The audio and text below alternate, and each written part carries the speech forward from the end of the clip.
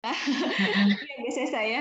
Oke, ya chatnya saya boleh. Oke. Ya tadi saya ulangin dikit ya terkait apa ujian nanti saya koordinasi dulu sama Bu Clara sama Mas Rian karena ada apa ujiannya itu kita biasanya pakai sistem dari kampus ada siakat di mana kalian akan dikasih NPM dan password. Oke. Kemudian tadi itu untuk Kepdas kita rencananya ada 50 soal pilihan ganda dengan 50 bahasa Inggris ya? Enggak. 15, Bu. 15, Bu. 15 soal bahasa Inggris. 15, Bu. Oke, kemudian apa lagi ya? UTS berarti ada 7 topik ya, ada 7 topik. Nanti saya share kalau udah final kisi-kisinya. Satu soal itu 1 menit, jadi dalam mengerjakan soal nggak boleh lama-lama karena itu standar UKOM dan cari tempat yang bagus ya untuk sinyalnya karena kalau sinyal nggak bagus nanti akan bermasalah juga untuk kalian. Oke sih itu kira-kira. Oke sekarang saya lanjut ke penjelasan ya praktikumnya ya praktikum kemarin itu yang penting sih saya pengen banget nge-review tentang tekanan darah. Udah bisa semua ngambil tekanan darah nggak? Kayaknya kalau yang ini udah bisa ya, yang SMK. Udah ada yang bisa ngambil tekanan darah? Tensi, Bu. Ayo Udah, tensi Bu. ya, ngambil tensi. Bisa, Bu. Sudah, Bu. Sudah, Bu. Pinter-pinter ya, berarti nggak usah ibu yang ngajarin ya. Harus diulang lagi nggak tentang tekanan darah? Boleh, Bu, diulang. Boleh, Bu, Boleh, Bu. diulang, Bu. Ibu ulang dikit ya. Mungkin Ibu nggak usah ulang video karena kan kalau di Zoom video ininya juga nggak akan bagus ya. Apa namanya? Nggak apa audionya nggak keluar. Nah ini kemarin mungkin saya mau ngulangin dikit terkait terkait alat-alat nih. Saya akhirnya membawa alat-alat saya ketika saya S1 ya. Oke. Nah ini kalau kita tekanan darah nih. Alat-alat saya sudah berumur 20 tahun ya, nah saya kan tahun 2000 ya masuk FIK. Jadi maaf kalau udah agak-agak jadul gitu. Nah untuk tensi, memang saya tahu nanti kalian di rumah sakit itu biasanya pasti pakai tensi yang digital ya, digital itu udah semua rumah sakit punya dan memang nggak terlalu mahal. Saya pun orang tua saya punya dan harganya masih sekitar 400-500 lah ya. Jadi sudah terjangkau lah. Dulu awal keluar itu mahal banget, bisa 3 juta berapa, tapi sekarang dengan perkembangan teknologi alhamdulillah bisa menjadi lebih murah ya. Nah, tapi tensi digital itu hanya bisa dipergunakan pada kondisi pasiennya itu kesadarannya baik ya, maksudnya masih kesadaran yang bisa masih kesadarannya yang palingan tesnya masih 80/60 atau 80/50, tapi kalau sudah perpalpasi itu nggak bisa pakai tensi digital.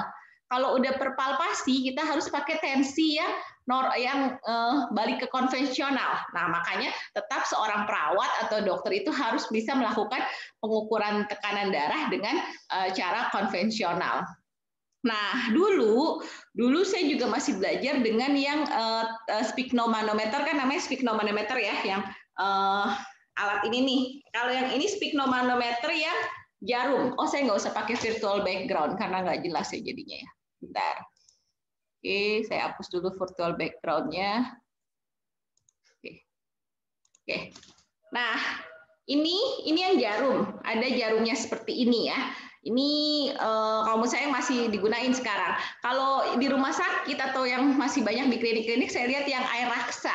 Nah, sekarang itu yang air raksa itu untuk di rumah sakit sudah tidak boleh. Karena kan sekarang kita tahu dari hasil penelitian, ternyata air raksa itu salah satu karsinogen. Apa sih karsinogen? Penyebab kanker. Makanya untuk rumah sakit yang diakreditasi itu nggak boleh ada benda apapun yang mengandung raksa. Contohnya sphygmomanometer untuk mengukur tekanan darah ataupun termometer. Dulu ada yang tahu termometer air raksa, tahu kan?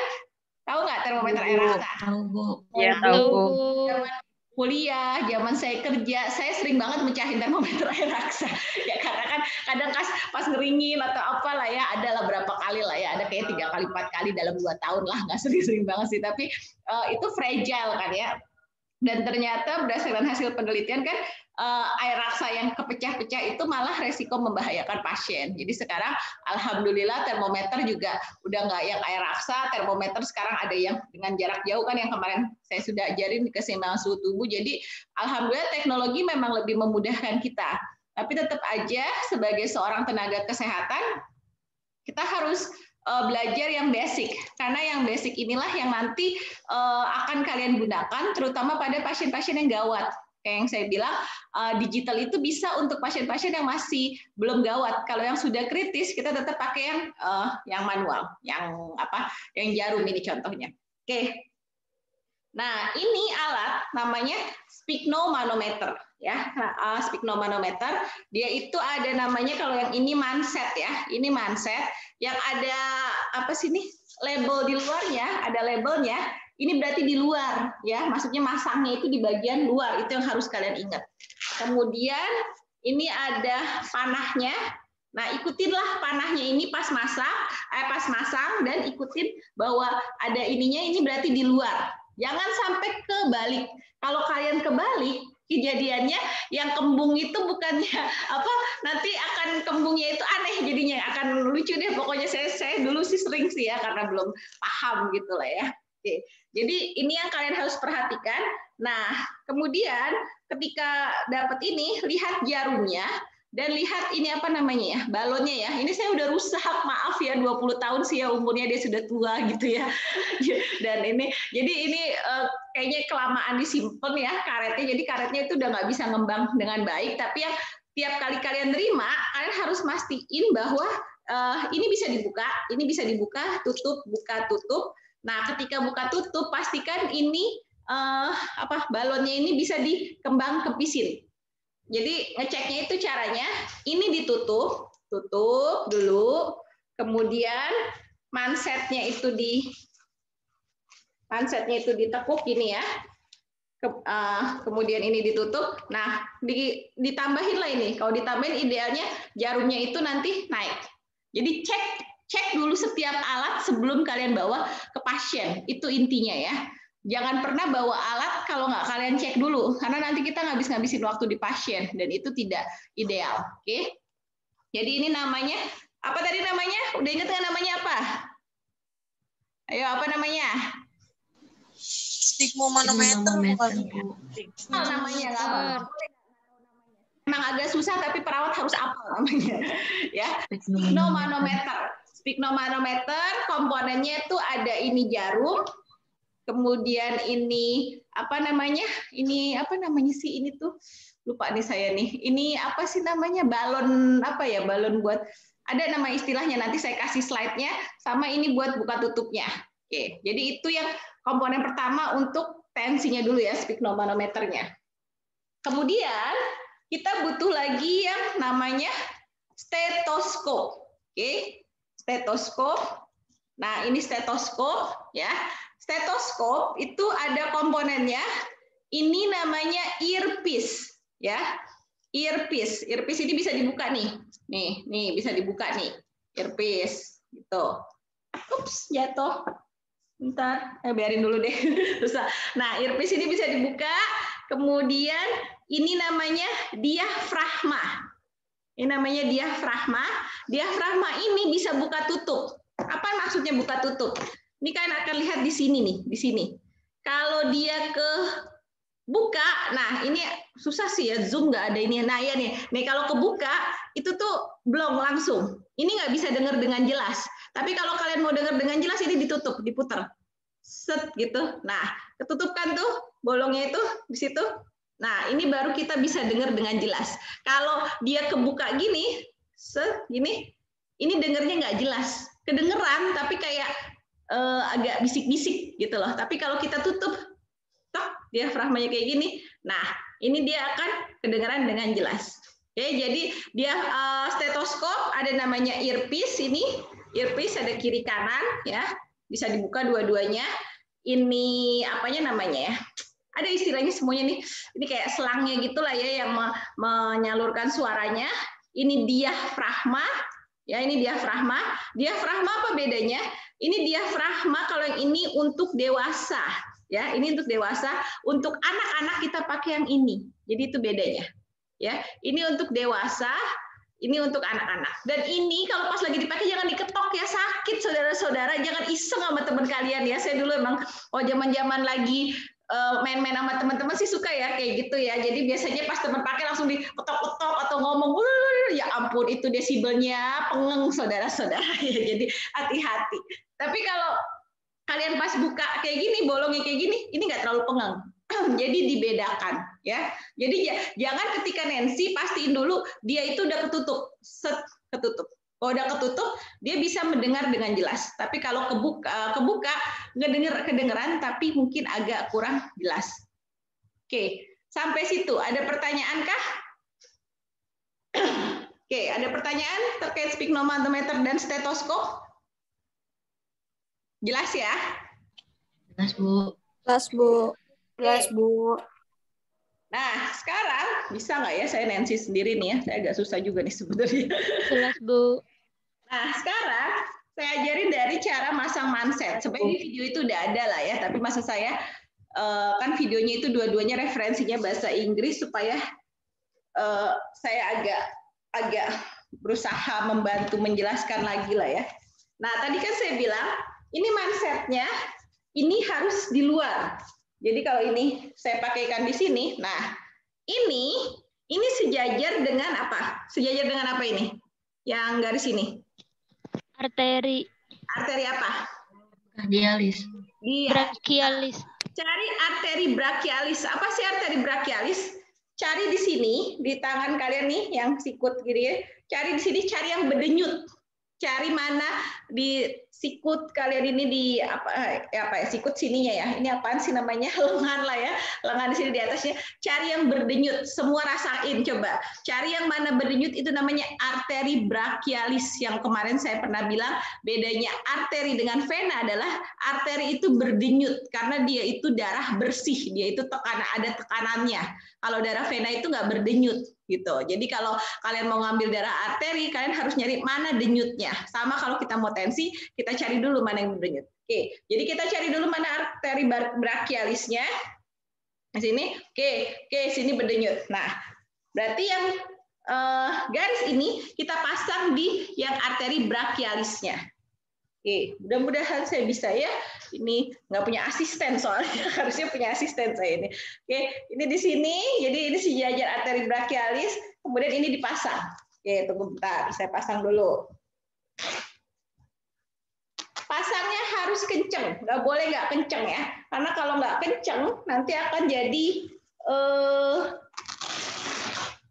nggak bisa mompak dengan baik dan benar. Oke. Oke, anggap aja ini kenceng. Ya, anggap ini kenceng walaupun sebenarnya nggak kenceng sama saya, nggak kenceng banget. Nah, ini kenceng. Kalau udah kenceng dan ini pas di arteri brachialis, kalian tandanya itu adalah ini. Mansetnya itu di luar dan label ini juga di luar.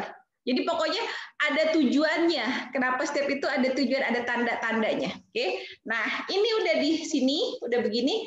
Nah, pasang stetoskopnya itu, mana stetoskop saya? Nah, tadi lihat stetoskopnya ini udah ketutup, oke, udah ketutup, pasang stetoskopnya gini. Kalau masih baru belajar, saya sarankan buat yang perempuan taruh di daleman kalian, nggak usah sok-sokan di luar kayak gini, itu nggak kedengeran. Saya kasih tahu ya, saya tiap kali mahasiswa ujian, terus saya udah bilang, udahlah nggak usah sok-sokan taruh, nggak akan kedengeran, udahlah kalian deg-degan dan segala macem nggak, jadi nggak dapet. Soalnya kalau ujian kita pakai earpiece, ininya tuh 2 earpiece-nya, jadi saya megang 1.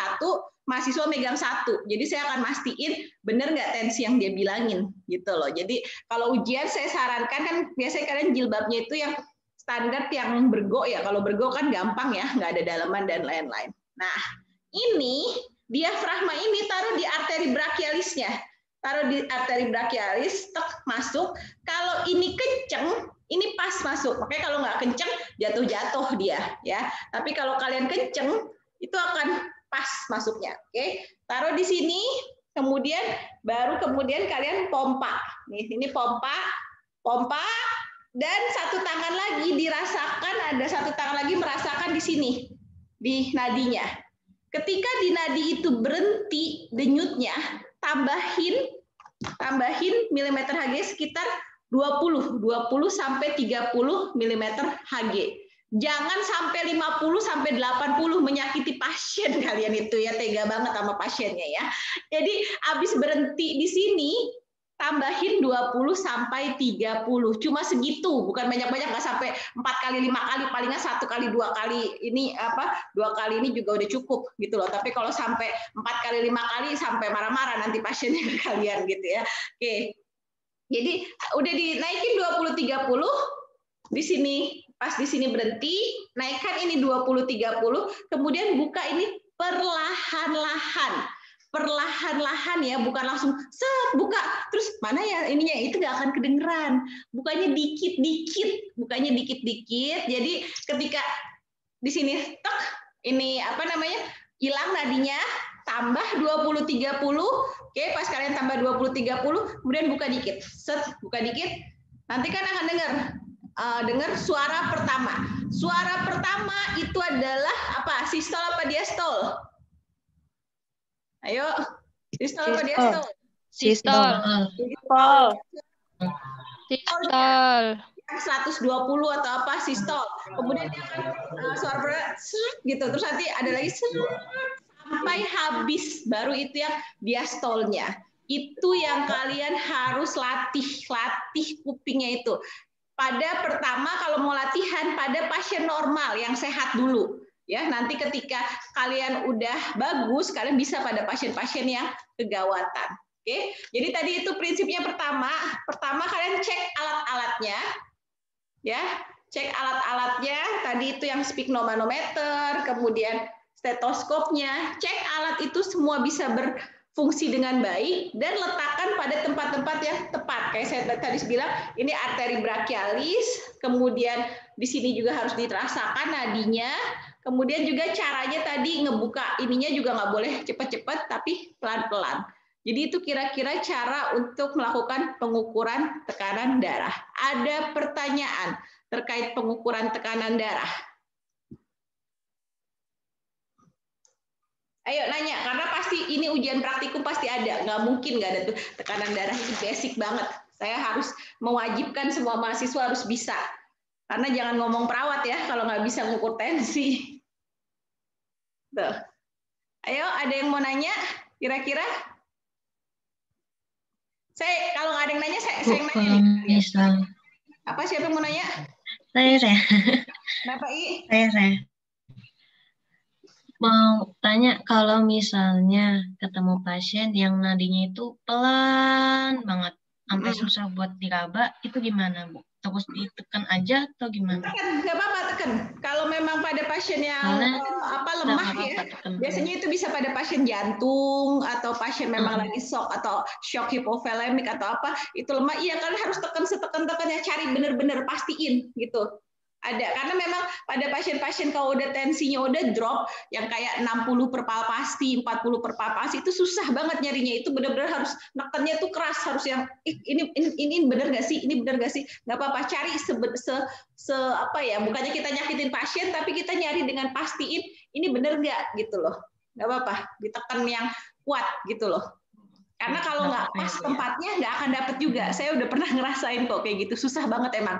Kalau pasien-pasien yang udah mau lewat itu ya, biasanya sih lewat, tapi ya kan kita berusaha ya. Ada kok yang selamat, ada kok gitu. Jadi kita harus berusahanya, salah satunya ya nyari tensinya yang benar gitu. Oke. Apa lagi? Ada lagi yang mau nanya lagi? Sabrina, jelas Sabrina? Ibu, saya mau bertanya. Ya, apa sayang? Asri ya? Kenapa Asri? Ya, Bu, kenapa ya Bu, terkadang hasil tensi digital dengan hasil tensi manual itu kadang berbeda Bu, di pasien tersebut? Memang berbeda. Saya sendiri sudah pernah uji coba ya, gitu. Kalau menurut saya ngerasa digital itu kurang akurat.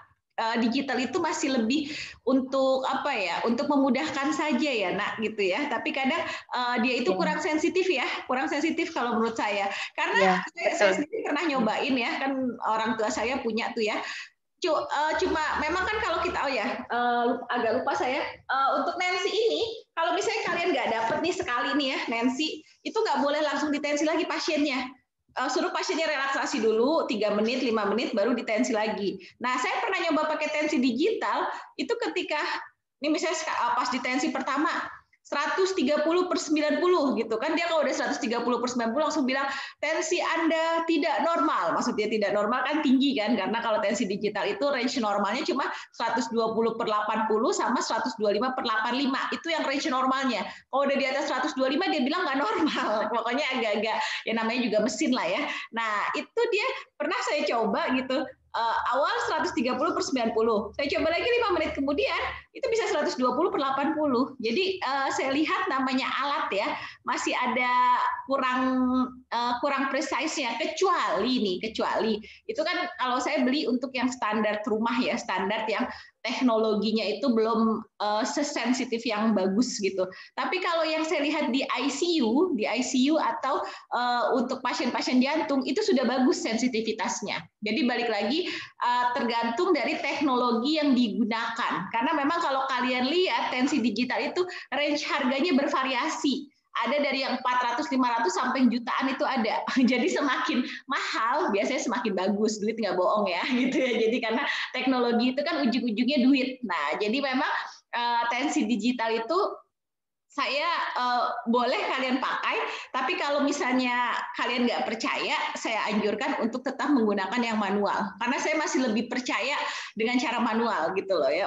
Dan saya pun ngerasain ya, ayah saya pasien jantung, ayah saya punya cardiac heart failure. Itu kalau dokter spesialis jantungnya sampai sekarang, kalau ayah saya datang, itu observasi tensi masih pakai tensi yang manual gitu. Jadi nggak, padahal dia punya itu alat yang bagus yang sudah ini.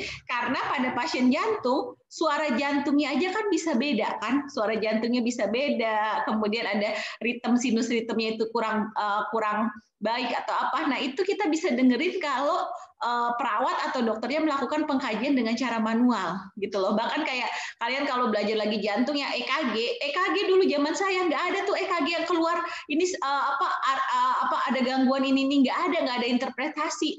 Kalau sekarang kan EKG keluar langsung ada interpretasinya kan, oh ini gangguan ini. Tapi itu kadang nggak precise juga, karena namanya alat sama otak kita, alhamdulillah lebih bagus otak kita gitu loh. Jadi namanya alat itu sifatnya hanya membantu, dan itu bisa pada pasien-pasien yang kalau misalnya pasien umum. Tapi kalau pasien-pasien yang sudah ada gangguan, tetap kita lebih gunakan critical thinking dari kita tenaga kesehatan.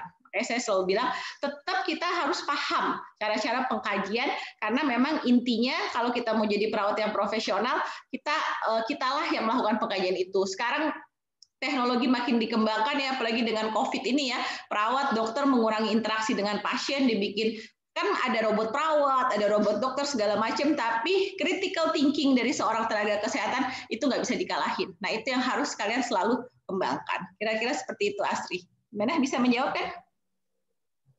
Iya, Bu. Baik, Bu. Oke. Terima kasih, Bu. Ya, apalagi ada lagi yang mau nanya? Memang kalau pakai digital itu saya ngerasain kok, saya pernah iseng-iseng saya cobain kiri, kanan ini suka-suka dia aja, tapi beda-bedanya masih toleransi yang bisa diterima sih gitu. Tapi suka aneh, suka ganti-ganti lah gitu angkanya. Oke, siapa lagi yang mau nanya? Ini baru 29 orang loh ini. Kalian tuh 40 orang, kemana teman-teman yang lain ya? Sabrina, jelas Sabrina? Insya Allah jelas, Bu. Oke, siapa lagi ya? Salsabila, mana Sabil ini? Ya, Bu. Udah jelas nggak? Insya Allah. Insya Allah ya. Aduh, insya Allah gitu banget. Insya Allah. Ada Pak Arya. Mana ini Pak Arya? Ya Bu, nggak bisa kameranya ngeblur Bu. Oh iya, Arya udah jelas belum gimana tensi? Jelas Bu, saya dari tadi nyimak. Oh, Masya Allah, Pak Ketu rajin banget nyimak. Oke. Nah itu tadi terkait tensi. Oke, kalau tensi sudah jelas, sekarang Ibu akan lanjut. Oh ya, yang kondom kateter Ibu nggak punya alatnya ya Ibu. Nanti Ibu pinjam dulu ke lab kali ya. Soalnya kayaknya kalau nggak pakai alat saya agak bingung juga sih ngejelasin ke kalian itu. Tapi mungkin kalau untuk kondom kateter, yang saya harus tekankan ke kalian bahwa udah lihat videonya semua nggak kemarin yang kondom kateter? Sudah, Bu. Sudah, Bu. Bu. Bukan sesi tanya jawab Udah, dulu. Bu. Ada yang mau ditanyain nggak terkait kondom kateter? Apa yang kalian nggak paham kira-kira kondom kateter itu? Udah pernah ngeliat nggak? Belum, Bu. Belum. Bu. Oke, gini, kondom kateter itu prinsipnya, aduh saya nggak punya ini juga ya, berarti saya harus beli kondom juga ya, aduh repot ya, nanti orang ngapain lagi saya. Oke, jadi apa namanya, nanti saya pinjam di lab dulu ya, besok saya akan ke kampus ya, insya Allah, mudah-mudahan saya nggak lupa gitu. Kondom kateter itu, kondom, tahu kondom kan ya? Ini saya ngomong sebagai profesional ya, bukan mengajarkan yang tidak-tidak. Oke, jadi kondom kateter itu prinsipnya adalah bentuknya itu seperti kondom, ya. Kondom itu seperti apa? Ya kondom itu sebenarnya kalau kita secara profesional kita tahu adalah kondom adalah salah satu alat kontrasepsi. Sebenarnya kondom itu kan alat kontrasepsi kan, kontrasepsi tapi digunakan oleh pria gitu. Sebenarnya sih cara kontrasepsi yang paling bagus memang digunakan di pria, bukan di perempuan. Karena kalau di perempuan itu efeknya kurang bagus, apalagi kalau dia pakai suntik, dia pakai spiral, pakai apa. Sebenarnya kontrasepsi yang paling efektif itu ketika dilakukan di pria. Cuma balik lagi, banyak pria menyatakan tidak nyaman dengan menggunakan kondom. Kenapa itu? Jangan tanya ke saya ya, saya juga nggak pernah pakai kondom gitu lah ya. Nanti itu harus pembahasannya beda. Dan saya nggak mungkin interview Arya juga nggak pernah kan ya, gitu kan. Jadi nggak lucu kalau Iya, saya Bu. kasihan nanti si Arya dibully jadinya gara-gara saya nanya gitu ya. Oke, jadi kondom itu adalah seperti yang kalian tahu tadi saya bilang alat kontrasepsi. Nah itu digunakan di mana? Di namanya penis ya. Kalau laki-laki kan alat kelaminnya namanya penis. Nah jadi dia itu menyelubungi penis gitu. Jadi langsung. Nah itu namanya kondom kateter. Kalau untuk laki-laki ada 2 jenis kateter. Yang kondom sama Foley. Kalau Foley itu langsung masuk ke uretranya. Ya sama nanti kalau untuk laki-laki dan perempuan Foley kateter itu masuk langsung ke uretra. Tapi kalau kondom kateter itu hanya digunakan untuk laki-laki. Jadi nggak ada ya kondom kateter buat perempuan ya. Jangan nanya, Bu kondom kateter buat pasien perempuan nggak ada sayang. Gitu cuma buat laki-laki gitu ya. Jangan don't do the silly things gitulah. Kadang-kadang mahasiswa tuh suka nanyain saya yang agak out of the box gitu. Ya, jadi kondom kateter hanya pada pasien laki-laki. Pasien laki-laki yang seperti apa? Pasien laki-laki yang dia kesadarannya itu masih cukup bagus biasanya. Kalau sudah koma atau soporokoma, kita pakai Foley kateter. Kenapa? Jadi ada beberapa indikasi yang berbeda ya. Ini saya berdasarkan pengalaman dulu ya. Kalau referensi nantilah saya, kalau udah SOP-nya saya kasih itu sekalian bisa baca berdasarkan referensi. Kalau pasiennya itu masih cenderung sadar tapi dia dan bisa kooperatif, biasanya kan yang paling banyak dipasang kateter ini pasien stroke ya. Tahu pasien stroke kan? Apa pasien stroke? Stroke itu gangguan pada apa? Tahu nggak? Stroke apa sih stroke? Penyakit stroke tahu nggak? Gangguan pada persarapan ya, Bu? Iya, pintar. Nah, saya kalau belajar sama tingkat 1 tuh harus banyak memastikan kalian paham ngikutin saya nggak. Nanti saya udah cerita panjang-panjang, tahu-tahu ini ibu ngomongin apa dari tadi nggak connect gitu lah. Jadi saya banyak nanya supaya mastiin are you still with me or not. Oke, jadi kateter itu pengalaman pribadi saya ya, karena saya pernah kerja di neurologi, itu paling banyak digunakan pada pasien neurologi stroke. Stroke adalah definisinya adalah pecahnya pembuluh darah otak. Ya, stroke itu ada 2, hemoragik dan non hemoragik. Kalau hemoragik itu benar-benar sampai pecah pembuluh darah otak. Kalau non hemoragik dia nggak pecah, dia hanya sampai pembengkakan. Nah, pada pasien stroke itu biasanya ada gangguan kesadaran. Nah, gangguan kesadaran itu akan berefek salah satunya terganggunya gangguan eliminasi. Salah satunya adalah gangguan eliminasi urin. Kalau dia kesadarannya itu sampai di tingkat soporokoma dan koma, itu kita pasang Foley kateter. Tapi kalau dia masih cenderung yang kayak somnolen itu cenderung tidur ya. Gimana sih contohnya somnolen itu? Jadi orang yang ngantukan mulu ya. Kalau kalian lagi mode on mager ya, bangun tidur lihat HP, nonton Korea tidur lagi, terus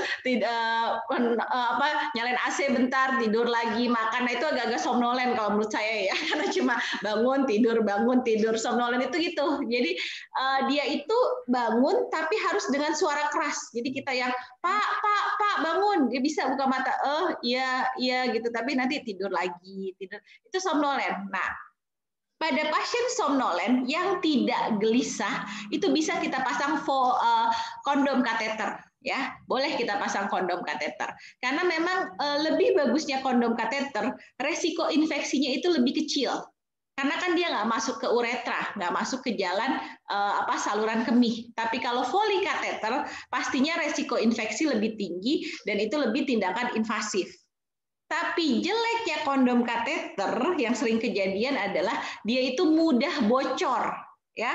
Sangat banyak kejadian kondom kateter itu bocor, terutama pada pasien yang gelisah. Makanya kondom kateter tidak direkomendasikan terutama pada pasien-pasien yang gelisah. Karena kan dia itu bentuknya, ini saya profesional, tolong jangan ada yang cengenges atau membayangkan yang tidak-tidak ya. Saya ingatkan dari sekarang, disclaimer, ada disclaimer-nya dari saya ya. I need to explain you in a professional way, walaupun ini kalian, saya tahu di otak kalian sudah jadi cengenges dari tadi kayak saya ngomong kateter udah ada yang ketawa ya. Baiklah, itu tugas tumbuh kembang kalian. Oke. Jadi for example ya, misalnya ini penis ya, misal jangan tersinggung gitu ya. Oke. Nah, ini kan diselubungi oleh kondom gitu loh. Maksudnya kita menyelubungi nih. Ini kan misalnya ini sarungnya nih. Ini sarungnya set gitu. Nah, kemudian plesternya itu kan ini penis, ini ujungnya nih. Ujung penis diselubungi nama ini. Kita hanya memplester tuh di sekitar sini. Ya, kita ngeplester di sekitar sini. Nah, jadi memang resiko bocornya itu sangat tinggi. Beda dengan uretra. Kalau uretra itu kan dia itu bisa dibilang nih misalnya ini penis ya, ini penis. Nah, itu kalau uretra itu kan dia masuk gitu, masuk ke sini, masuk ke salurannya itu. Jadi dia nggak akan bocor gitu loh kalau Foley kateter. Tapi kalau kondom karena dia hanya maksudnya kayak sarung doang gitu, kayak cuma sarung terus kita plester di sini, itu kejadiannya sangat sering bocor. Jadi untuk pasien-pasien yang kita harus ngitung cairannya itu ketat, itu nggak direkomended. Kalau pasien-pasien kayak pasien CHF, pasien jantung, pasien ginjal, pasien apa yang kita harus strict dengan balance cairan, kita nggak recommended pakai kondom kateter. Karena memang kejadian banyak bocor, jadinya hitungan cairan kita nggak precise, dan kita nggak mau seperti itu. Nah, jadi memang ada indikasi dan ada kekurangan dan kelebihan masing-masing. Kelebihannya kondom kateter itu tidak invasif, sangat tidak invasif dibanding Foley kateter karena dia hanya menyelubungi, ya. Jadi dia resiko infeksi, resiko komplikasi dan lain-lain itu sangat kecil. Tapi kekurangannya adalah dia mudah bocor dan kejadiannya kondom kateter itu sangat sering diganti ya. Karena bocor itu. Kalau kateter Foley kateter itu kan bisa hitungannya seminggu, 2 minggu. Tapi kalau kondom kateter pengalaman saya kadang sehari itu bisa 2 kali ganti atau per 2 hari, per 3 hari. Jadi memang tergantung tiap pasien. Tapi secara biaya kalau pasiennya memang kesadarannya menurun lama atau kadang lebih murah pakai Foley kateter. Walaupun kan Foley kateter lebih mahal dibanding kondom kateter. Tapi karena keseringan diganti, kadang tetap jadinya lebih murah Foley kateter. Nah itu balik lagi nanti. Karena tindakan kateterisasi ini adalah kolaborasi, kita harus critical thinking sama dokternya. Nah, itulah yang saya selalu bilang ke mahasiswa, jangan terbiasa hanya menerima order. Biasakan kalian itu kritis, diskusi sama dokter. Saya dari dulu ketika saya di rumah sakit, saya nggak mau cuma terapi teruskan, terus saya, oh iya dok, siapin. Enggak, I'm not that typical of nurses. Saya tipikalnya, saya itu senang nemenin dokter kalau dokternya itu ngajarin saya. Jadi kalau dokternya bilang, Rina, ini terapinya saya ganti loh, antibiotiknya gini-gini. Oh ya kenapa dok, gini-gini. Jadi I want to have a discussion. Saya senang diskusi sama dokter itu. Saya nggak mau cuma manut wae gitu loh. Saya nggak ngerti. Terus pasien saya jadi rugi. Cuma antibiotik diterusin aja sampai berbulan atau apa. Nah itu kan nggak bagus. Jadi biasakan kalian itu punya critical thinking. Jadi dokter pun bisa menghargai kalian. Karena kalau menurut saya, gimana perawat itu bisa sejajar dengan dokter kalau kita membuktikan kita punya body of knowledge, kita itu mampu berpikir dan kita bisa advocate our patients. Gimana advocate? Ya kita yang ngerti keadaan pasien kita. Dan permasalahan di Indonesia adalah pasien-pasien kita tuh banyak nggak ngerti penyakit mereka, banyak nggak ngerti gimana sih perawatan yang terbaik untuk diri mereka. Nah itulah peran perawat. Disitulah kita perawat yang critical thinking, kita kolaborasi sama dokter supaya status kesehatan pasien itu meningkat. Nah itu kira-kira untuk kondom kateter. Jadi saya belum punya alatnya. Nanti dulu ya saya siapin dulu alatnya. Karena saya nggak punya kondom saya di rumah ini ya. Gitu. Jadi nantilah ya saya cari dulu mungkin ya gitu. Atau saya kolaborasi dulu sama lab gitu untuk kondom kateter. Oke. Jadi tadi yang saya jelasin cuma kekurangan dan kelebihannya saja. Oke. Sampai di sini ada pertanyaankah untuk kondom kateter dan tekanan darah sama buat UTS-nya? Any questions? Oh ya, ada lagi sebegini. Kita masih ada satu pertemuan. Sebenarnya saya mau nanya nih, kan tadi oke, saya balikin lagi. I need to share screen. Oke. Nah, ini kan ada 7 topik. Sebenarnya ada satu topik lagi sebenarnya. Tapi saya ini masih agak-agak bingung mau saya masukin buat UTS atau buat UAS. Nah, oke, sekarang saya pooling aja lah ya. Do you want 7 topics or 8 topics? Oke, saya tunggu, saya bikin dulu poolingnya ya. Pools, I need to make another pooling. Edit. Oke. Soalnya kalau secara ini bisa saya tambahin lagi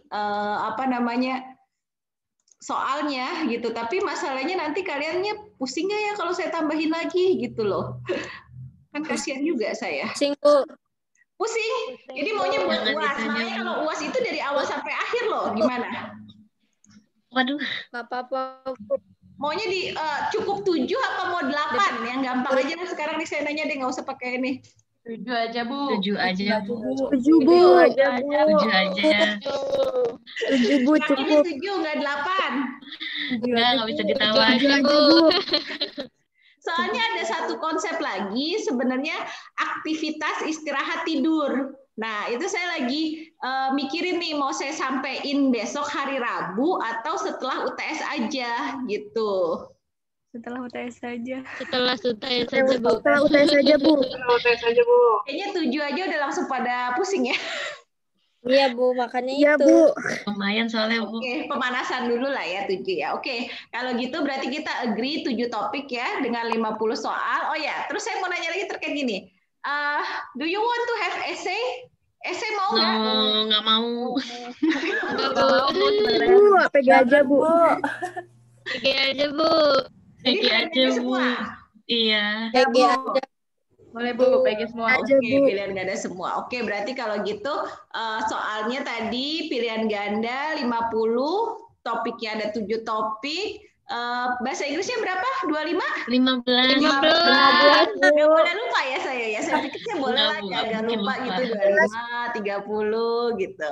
Oke, berarti 15 ya, 15. Oke. Nah, kalau praktikum ini nanti ujiannya beda lagi ya. Jadi nggak sekarang praktikum itu. Mudah-mudahan ya ini corona cepatlah pergi lah ya. Kalian Amin. Ya, Bu. Amin. Ya Allah. karena memang saya sudah komplain ini kepimpinan dan segala macam. Saya udah bilang gimana saya ngajar keperawatan dasar kalau anak-anak saya nggak ke lab, saya pusing. Saya bilang nggak bisa saya ngajar ini online gitu loh. Saya nggak tahu transfer of knowledge saya tuh kalian dapat apa enggak gitu loh. Kalau kalian di lab kan saya bisa pastiin, oh ini ya kalian megang alatnya. Kan nggak mungkin kalian punya alat-alat di lab itu, punya pantom, punya manekin, punya kateter, kayak banget mahasiswa saya aja nggak punya gitu kan. Jadi memang nantilah kita pikirkan lagi ya untuk yang praktikumnya, tapi memang saya tetap cicil ngajarin karena saya tahu kalau saya kejar di belakang nggak akan mungkin juga gitu. Kemudian untuk hari Rabu, kalau memang kalian masih sepakat topiknya 7, berarti nanti hari Rabu saya rencananya adalah review lagi karena memang masih ada praktikum yang belum saya jelaskan lagi terkait yang kemarin tugas kelompok tuh, ada yang ngukur berat badan tinggi badan, kemudian ada yang apalagi tuh ngukur cairan mengambil spesimen urin, kan masih ada tuh yang tugas-tugas kelompok itu. Nah, itu insya Allah hari Rabu saya akan jelaskan, dan juga ada lagi kuis lagi untuk persiapan UTS gitu. Jadi nanti hari Rabu saya akan lebih mendetailkan kisi-kisinya. Tadi kan kisi-kisinya masih pembagian per topik tuh. Nah, nanti hari Rabu saya akan detailkan lagi kisi-kisinya. Saya akan kasih kuis lagi, karena kuis itu latihan. Kalau saya nggak ngebiasain kalian nama kuis, nanti kalian kaget pas ini. Saya akan kasih kuis lagi, kemudian baru saya review praktikumnya. Kira-kira teknisnya seperti itu. Oke, sampai di sini ada pertanyaankah terkait praktikum tekanan darah dan tadi ke tekanan darah, kondom kateter, sama perawatan kateter. Perawatan kateter itu dilakukan biasanya pada pasien-pasien yang terpasang kateter, boleh Foley kateter ataupun kondom kateter. Teknisnya itu adalah cuma kayak kateter ini kan prinsipnya, kalau kondom kateter terutama ya, prinsipnya itu adalah bersih, nggak mungkin steril. Kalau steril itu prinsipnya kita lakukan untuk Foley kateter. Foley kateter karena itu masuk ke saluran kemih. Kalau dia masuk ke saluran kemih, itu harus prinsip steril. Jadi ketika kalian ngebuka Foley kateter aja, itu kalian pakai sarung tangan steril, ya. Karena kalau masuk ke saluran kemih, nggak boleh itu bersih. Jadi kalian harus bedain prinsip tindakan itu, ada yang namanya steril sama bersih. Apa bedanya? Kalau steril itu maksudnya, gimana ya ngejelasinnya? Kalau steril itu kayak standar kita operasi gitu loh. Jadi gini, bersih itu standar kalian cuci tangan kayak sekarang yang corona itu tuh. Berapa lama cuci tangannya kalau buat pencegahan corona? Berapa detik? Ayo, ingat nggak? Perawat loh, harus tahu loh. Itu ingat pesan ibu, ayo. Pada nonton nggak tuh videonya? Berapa lama standar cuci tangannya yang standar sekarang buat pencegahan corona itu standarnya ada 20 detik. Itu standar bersih, ya. Itu standar kalau kita untuk melakukan tindakan yang prinsipnya bersih. Kalau kita standarnya steril, perawat mau masang kateter, perawat mau ganti balutan, apalagi kalau buat operasi itu kan harus steril, itu cuci tangannya 5-10 menit. Ya, jadi kebayang ya, lama cuci tangannya saudara-saudara. Kalau bersih itu cuma 20 menit, yang dari yang 5 langkah ya, yang dari ini, terus nanti ini yang 6 langkah, itulah yang kalian sudah hafal lah. Kalau steril itu kita sama gerakannya, tapi kita lakukan dalam waktu yang lebih panjang. Kenapa? Karena kita harus memastikan semua kuman-kuman dan bakteri di tangan kita itu hilang. Nah, itulah bedanya steril dan bersih. Jadi steril itu pastinya tingkatannya lebih tinggi daripada bersih. Kalau bersih itu kita untuk tindakan-tindakan yang kita tahu ini ada flora-flora normalnya gitu loh. Ada zat-zat bakteri-bakteri yang memang ada pada alam sekitar yang nggak bisa kita hilangkan. Kalau steril kita sangat nggak boleh ada yang masuk sama sekali. Makanya kayak standar operasi. Kalau standar kayak operasi itu kan kita nggak mau ada bakteri sama sekali, karena kalau ada bakteri nanti akan menyebabkan infeksi. Nah, perawatan kateter itu prinsipnya adalah bersih gitu loh.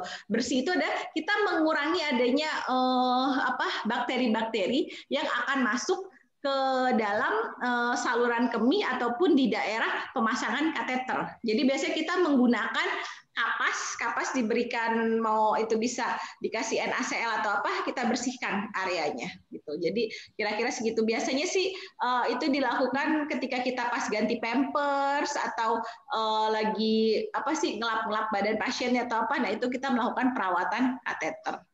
Kira-kira seperti itu. Oke. Adakah yang mau ditanyakan terkait persiapan UTS, pengukuran tekanan darah, pemasangan kondom kateter, dan perawatan kateter? Any questions? Ada pertanyaan kah? Bu, mau tanya dong. Iya, apa Ii? Kalau kan kadang aku tipikal orangnya kalau misalnya ada soal yang susah aku lewatin. Itu berarti nggak bisa dilewatin ya? Harus. Nggak bisa, ini soal nggak bisa dilewatin. Jadi ketika kalian dapat soal itu gimana pun harus dijawab, nggak bisa balik lagi. Itu standar Ukom juga, Ukom kayak gitu juga nak. Jadi itu saya juga udah pernah koordinasi sama pihak IT, saya udah pernah bilang dibikin ini dong, dibikin bisa balik gitu yang gampang-gampang dulu. Oh ternyata kata IT nggak bisa Bu, ini dari software gini-gini. Oh terus pas saya nanya juga soal Ukom, ternyata soal Ukom juga nggak bisa. Jadi ya bersabarlah ya mendapatkan soal yang sulit. Oke lah Bu, makasih loh. Terima kasih. Oke, apa lagi? Ada lagi yang mau nanya lagi? Jadi nanti mungkin kalian coba aja salah satu perwakilan ya. Arya, mana Arya? Where are you Arya? Ada Pak Arya kah? Iya Bu. Kamu kontak Bu Clara, punya nomornya Bu Clara nggak? Ada. Oke. Ada Bu. Clara kontak Bu Clara, Arya bilang Bu Clara, kelas kami hari Senin itu ujian dan kemungkinan menggunakan siakat. Bisa tolong kapan Bu Clara dan Pak Rian bagian IT punya waktu untuk mengajarkan. Minta diajarin dulu aja ya gitu. Oh, siap Bu. Kalian tuh minta NPM dulu semua, NPM itu kayaknya jadi username, terus ada password, saya nggak tahu tuh passwordnya yang mana gitu. Jadi kalian minta username, password, terus ajarin gimana cara ngebuka soal, terus apa yang harus kalian lakukan kalau soalnya loadingnya lama, Nah itu minta diajarin sama Bu Clara dan Pak Rian. Jadi Arya kontak dulu ya Mbak Claranya, Bu Clara tanyain waktunya gitu. Ya, karena saya tahu juga Bu Clara tuh agak sibuk gitu. Cuma mungkin dia kalau diingetin kalian mau ujian supaya nggak pusing pas hari ujian. Jadi belajarnya dari minggu-minggu ini saya sarankan. Jangan pas hari Senin ujian baru pada belajar, pusing kalian udahlah pusing ujiannya kagak beres, terus nggak bisa buka soal. Nah jadi harus belajarnya dari minggu-minggu ini. Gitu kira-kira. Oke, apalagi? Ada lagi yang mau ditanyain? Jelas kira-kira? Berarti tadi kuisnya udah bisa ngerjain semua? Bisa dikit-dikit. Bisa? Oke, sekarang kita masih punya waktu nih setengah jaman lagi. Sekarang saya minta, kalian udah lihat soal kuisnya kan? Gitu. Sekarang kalian kerjain lagi kuisnya sambil baca materinya. Ya. Habis itu di bawahnya kalian kasih keterangan kira-kira nilai kalian sekarang dan dengan kalian baca materi yang udah saya kasih. Kalau tadi kan saya nggak ngasih, saya bilang cuma 30 menit. Sekarang kalian boleh selama-lamanya tapi isi jawabannya tuh harus benar semua. Isi sebagus-bagusnya. Jadi kalian semua yang sekarang dikerjain harus dapat nilai 100 semua. Nah, terus kalian bandingkan, kalian sendiri yang nilai, nggak usah saya yang nilai. Kalian sendiri yang nilai, kalian sendiri yang bilang, Bu, di awal nilai saya segini dan sekarang ini nilai saya 100. Oke, nanti saya akan lihat semua sudah mengerjakan apa enggak. Jadi saya akan letakkan lagi soal kuis itu, kalian kerjain dengan sebaik-baiknya supaya saya tahu semuanya bisa paham dan mengerjakan kuis itu. Jadi nanti kan kalau UTS saya tinggal pulang, saya nggak usah ribet-ribet kayak gitu. Oke, ada pertanyaan? Bu, maaf mau nanya kan. Apa Mega? Kan yang nilai yang pertama tadi nggak kelihatan, Bu. Kelihatannya salah semua. Ya nggak apa-apa, itu mah emang nanti aja kalau itu. Sekarang nanti saya akan ini lagi, saya relaunch lagi itu kuisnya. Tapi kalian kerjanya saya bolehin banget buka materi saya, buka PPT itu atau kalian mau googling atau apa, pokoknya nilainya harus 100 gitu. Nanti pokoknya kalau saya masih lihat ini masih salah lagi atau apa, saya marahin itu maksudnya. Pokoknya ini masih ada waktu 40 menit ya, lebih malah. 50 menit, kalian punya waktu 1 jam untuk mengerjakan 13 soal itu. Jadi kerjakan, tapi kalau saya bilang cuma minimal 3 atau apa, jangan cuma taruh 3, taruhlah 5 atau apa. Jadi kalian tuh paham. Kalau bisa taruh semua yang supaya kalian jadi nanti kalau saya masih ada pertanyaan di scope itu kalian sudah paham. Jadi kalian punya waktu 50 menit untuk mengerjakan kuis 13 soal tadi, dan ini bukan pre-quiz lagi, this is post-quiz ya. You will do it as a post-quiz. Nah, tapi kerjakanlah sebaik-baiknya. So I want all of you to get 100. Saya pengen semuanya dapatnya 100 gitu ya. Oke, ada pertanyaan? Jelas? Tapi oh ya, Jelas. terakhirnya yang saya minta terakhirnya adalah bandingkan nilai kalian. Kalian cuma membandingkan kira-kira, nggak usah estimate, nggak usah precise. Kira-kira yang di awal itu kalian salah di bagian mana, dan sekarang ini udah 100, Bu. Misalnya kalian bilang, Bu, saya yang pertama saya salah di nomor 5, 7, sama 8. Jadi kemungkinan saya mendapat masih range-nya 60, 70. Tapi yang ini udah saya benerin, jadi ini saya 100, Bu. Gitu. Saya pengen lihat confidence kalian untuk menilai diri kalian.